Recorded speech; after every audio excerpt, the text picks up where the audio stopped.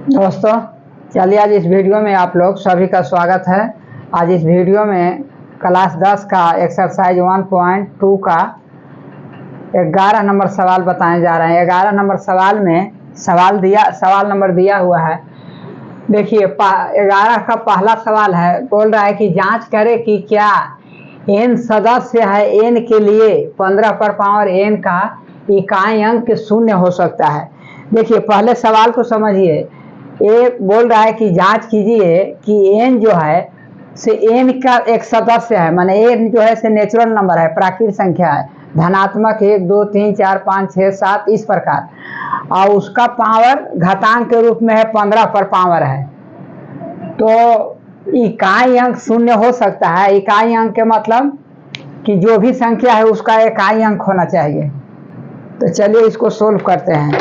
जैसे कहने का मतलब कि 100 हुआ तो 100 का इकाई अंक 0 हुआ, 120 हुआ इकाई अंक 0 हुआ, 255 इकाई अंक 5 हो गया। माने इकाई अंक शून्य हो सकता है। माने पहला जो संख्या है इकाई वो शून्य हो सकता है।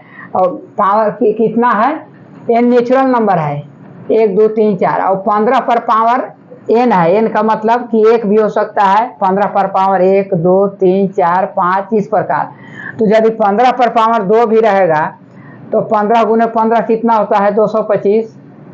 मतलब कह रहा है कि इकाई अंक जो है तो आपका शून्य हो सकता है, शून्य नहीं हो सकता है। समझे कि नहीं? देखिए मान लीजिए कि 15 को हम 15 से गुना करेंगे, जैसे 15 पर पावर 2 आएगा, 15 पर पावर 2 तो पर भी आपका देखिए 50 25 के 5 हासिल 2 5, 50 25 के 5 हासिल 2, 5 एकम 5 2 7, 5 एकम 5 1 5 7 5 12, 275 आएगा। तो इकाई अंक आपका 5 हुआ, तो आपका 0 कहाँ हुआ, 5 आया ना। तो यही पूछ रहा है। तो देखिए इसका देखिए पहला का हल है, जांच करें n एक, देखिए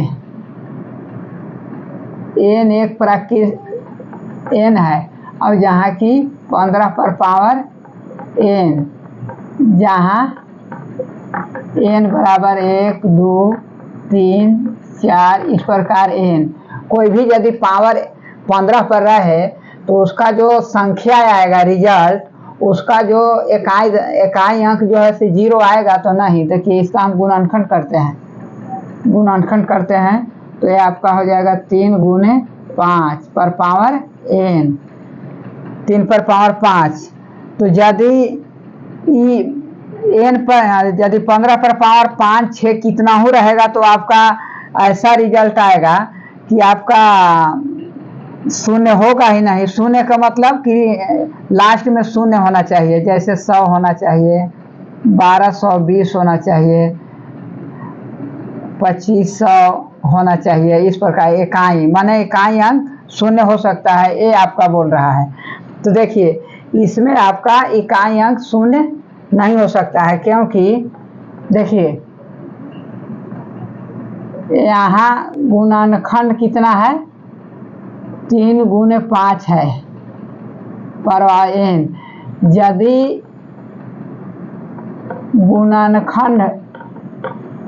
गुणनखंड यदि 2 और 5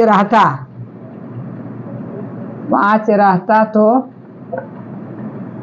इकाई अंक शून्य हो सकता है, लेकिन आपका 3 और 5 है, इसलिए इकाई अंक शून्य नहीं हो सकता है।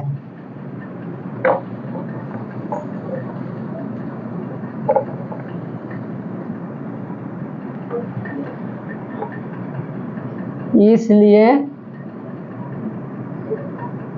15 पर पावर n, जहाँ n बराबर 1 2 3 4 इस प्रकार है, तो आपका 3 गुने 5 पर पावर n, तो यहाँ गुणनखंड 3 और 5 है, इसलिए इसका इकाई अंक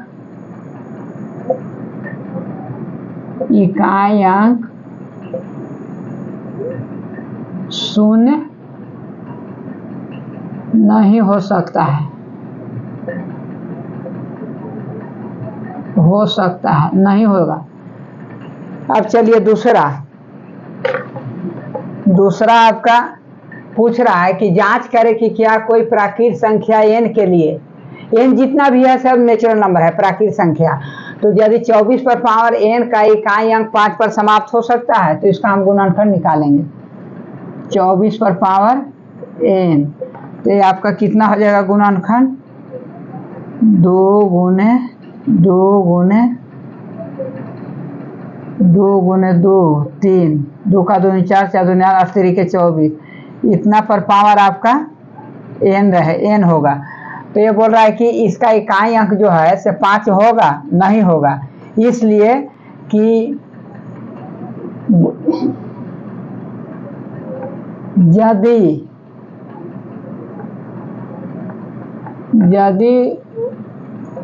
गुणनखंड में 5 और 3 रहता तो इकाई अंक 5 हो सकता है, 5 हो सकता है, लेकिन 3 और 5 तो है नहीं, 3 है लेकिन 5 नहीं है, 3 है लेकिन 5 नहीं है, इसलिए आपका 24 पर पावर n का इकाई अंक 5 नहीं हो सकता है,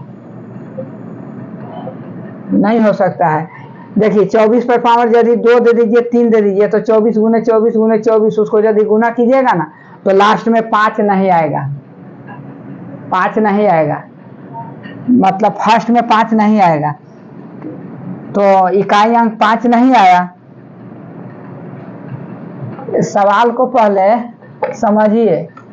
अब तीसरा देखिए, तीसरा में क्या बोल रहा है? जांच करें कि क्या कोई प्राकृत संख्या n है और यदि 21 पर पावर n है तो अंक 0 पर समाप्त हो सकता है।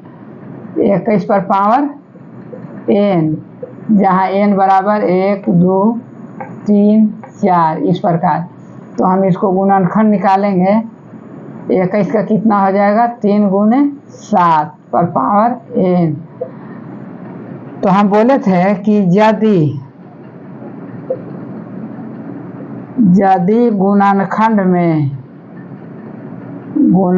में 5 और 2 होता है,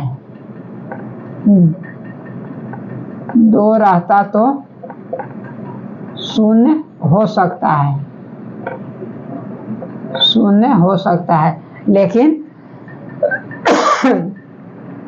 2 भी नहीं है तो 5 और 2 रहता तो 5 भी नहीं है और 2 भी नहीं है, तो कैसे 0 होगा? 0 नहीं होगा। इसलिए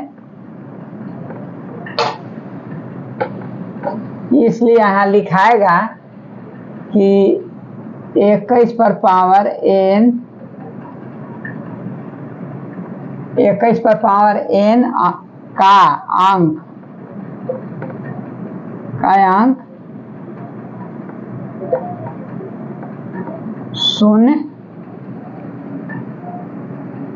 0 पर समाप्त नहीं हो सकता है, माने इकाई अंक 0 नहीं हो सकता है, समाप्त नहीं हो सकता है। 21 पर पावर n का अंक 0 पर समाप्त नहीं हो सकता, मतलब इसका जो रिजल्ट आएगा आपका इकाई अंक 0 नहीं हो सकता है। यदि 21 पर पावर 5 रख दीजिए, उसको गुना कीजिए, तो आपका लास्ट में जो अंक है आपका 0 नहीं हो सकता है। जैसे 1210, 220, 1230, 340 इस प्रकार नहीं आ सकता है, माने इकाई जो अंक है शून्य नहीं हो सकता है। अब चलिए चौथा में क्या बोल रहा है, जांच करें कि क्या कोई प्राकृतिक संख्या यदि n है तो 8 पर पावर n 5 पर समाप्त हो सकता है। 8 पर पावर n, तो जहाँ n बराबर 1 2 3 इस प्रकार n तक, तो यदि 8 का हम गुणनखंड निकालेंगे तो 2 गुने 2 गुने 2 पर पावर n, तो यहाँ तो केवल 2 है, तो ये बोल रहा है कि चौथा का है।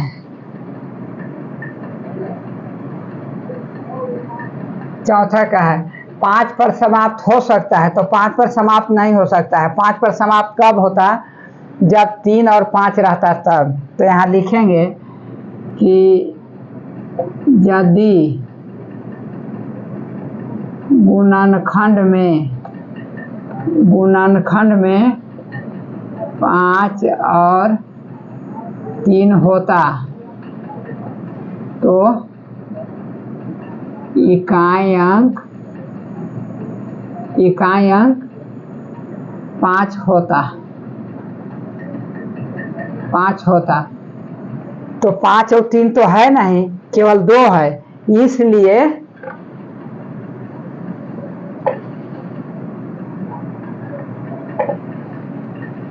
इसलिए 8 पर पावर n का अंक जो अंक आएगा 5 पर समाप्त नहीं होगा, समाप्त नहीं हो सकता है, नहीं हो सकता है। समाप्त नहीं हो सकता मतलब इसका जो मतलब 5 पर समाप्त मतलब कि लास्ट में 5 होगा या नहीं होगा। अच्छा 5 चलिए 5 क्या बोल रहा है, जांच करें कि क्या कोई प्राकृतिक संख्या यदि n है तो 4 पर पावर n, तो इसका गुणनखंड हो जाएगा 2 गुने 2 पर पावर n। तो इसका 0 पर समाप्त होगा कि नहीं, 0 पर नहीं समाप्त होगा। यदि इसमें 2 और 5 गुणनखंड में रहता ना तो 0 पर समाप्त हो जाता, जैसे 5 दूना 10, तो आपका इकाई अंक 0 आ जा रहा है। तो 0 पर समाप्त, देखिए ये 2 चीज ध्यान में रखिए कि यदि गुणनखंड में 2 और 5 है तो 0 आएगा ही आएगा इकाई अंक में, फर्स्ट में 0 आएगा ही आएगा। और फर्स्ट कहिए दहाने के हिसाब से, चाहे लिखते समय लास्ट कहिए, समझे कि नहीं। जब लिखते हैं तो लास्ट में इकाई अंक आता है तो मतलब 0 आएगा ही आएगा यदि 2 और 5 रहेगा, और यदि 3 और 5 रहेगा तो लास्ट में 5 आएगा, और यदि 2 और 5 रहेगा तो आपका 0 आएगा, और 5 और 3 रहेगा, 3 और 5 तो आपका 5 आएगा। यही मोटा मोटी समझ लीजिए। तो आपका इसमें गुणनखंड 2 गुने 2 है, तो आपका बोल रहा है कि हाँ ये आपका 5वां है, तो मतलब 0 आएगा कि नहीं, इसका जो इकाई अंक है 0 आएगा नहीं आएगा, इसलिए कि 5 और 2 नहीं है। तो यहाँ लिखेंगे कि यदि गुणनखंड में 5 और 2 रहता तो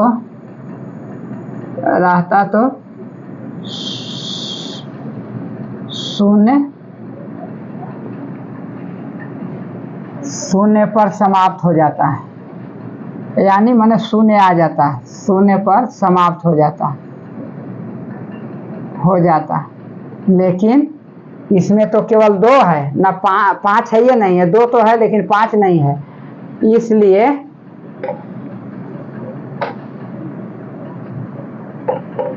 इसलिए 4 पर पावर n का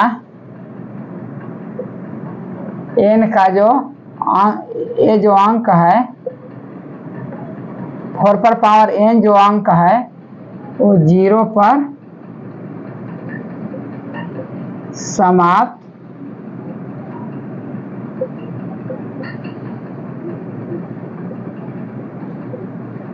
नहीं हो सकता है। अब चलिए छठा है आपका क्या बोल रहा है। छठा बोल रहा है कि जांच करें कि क्या कोई प्राकृतिक संख्या यदि n है तो 7 पर पावर n 5 पर समाप्त हो सकता है। तो देखिए 7 पर पावर n का हम गुणनखंड करते हैं तो 7 का ही 7 आएगा। 7 एक अभाज्य संख्या है, 7 किसी से गुणनखंड होगा ही नहीं। तो ये करा है 5 पर, तो 5 पर समाप्त कब होगा, जब हम बोले हैं कि गुणनखंड में यदि 3 और 5 रहेगा तो आपका 5 पर समाप्त होगा, और यदि 2 और 5 रहेगा तो 0 पर समाप्त होगा। तो ना इसमें 3 है ना 5 है, तो 5 पर कहाँ से समाप्त होगा, नहीं होगा।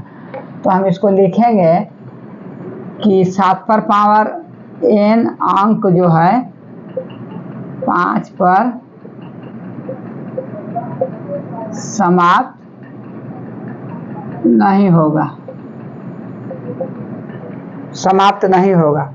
जैसे 7 को हम 2 से गुना करेंगे तो 7 7 49, कहाँ 9 में ही समाप्त होता है। 5 कहाँ आया, 4 और 9 है तो 9 पर समाप्त हुआ ना।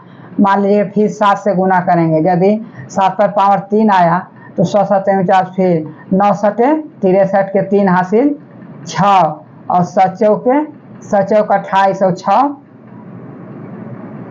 34, तो 3 पर लास्ट हुआ 343, मतलब 3 पर समाप्त हुआ। इसलिए यहाँ लिखा 7 पर पावर n अंक पर n अंक 5 पर समाप्त नहीं होगा। अब चलिए सवाल नंबर बनाते हैं 12।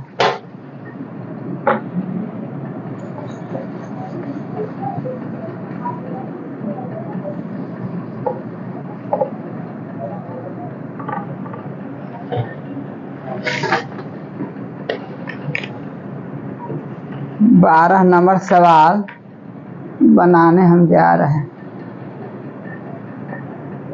यदि वीडियो अच्छा लगा होगा तो लाइक कर दीजिएगा और चैनल को सब्सक्राइब कर दीजिएगा तो और अच्छा है, और शेयर कर दीजिएगा तो और कहना ही नहीं है।